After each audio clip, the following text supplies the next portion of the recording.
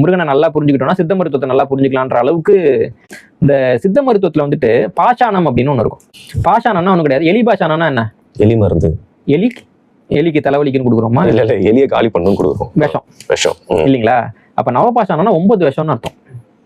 அது 9ம் தனித்தனியாக சாப்பிட்டா விஷம். ஆனா அது 9ஐயும் சரியான அளவுல கலக்கிறப்போ அது மருந்து. சித்த மருத்துவத்துல வந்துட்டு இருக்கக்கூடிய ஒரு பிரிவு வந்துட்டு பாஷாணம்ங்கிற பிரிவு. அது விஷம்தான், ஆனா விஷத்தை நம்ம மருந்தா பயன்படுத்தலாம் இல்லைங்களா? அந்த மருத்துவத்தினுடைய உச்சம் வந்து நவபாஷாணம்ங்கிறது. அந்த நவபாஷாணத்து முறையை சேர்ந்த சில தான் நமக்கு வந்து பழனியில இருக்கு. அதனால பழனி முருகன் கோயிலுங்கிறது சித்த மருத்துவத்தினுடைய அற்புதங்கள்ல ஒண்ணு. நீங்க யோசிச்சு பாருங்களேன், விஷத்துல இருந்து நம்ம மருந்து எடுக்கிறோம், எப்படி இருக்கும் யோசிச்சு பாருங்க. நவபாஷாணம் தான் மருந்து, ஒவ்வொரு பாஷாணமும் தனித்தனியா சாப்பிடுற விஷம். அந்த சிக்கல்கள்லாம் இருக்கு நமக்கு. ஏன்னா சித்த மருத்துவமும் கற்பிக்கப்படுறதுல அது நம்ம ரொம்ப ஒதுக்கி வைக்கிறதுனுடைய விளைவுன்னு வச்சுக்கோங்களேன். அப்போ இந்த இருக்கிற அந்த முருக வழிபாடுங்கிறது ஒரு மருத்துவ சாதனையோட உச்சம். நம்ம சித்த மருத்துவத்தினுடைய சாதனையோட உச்சம்.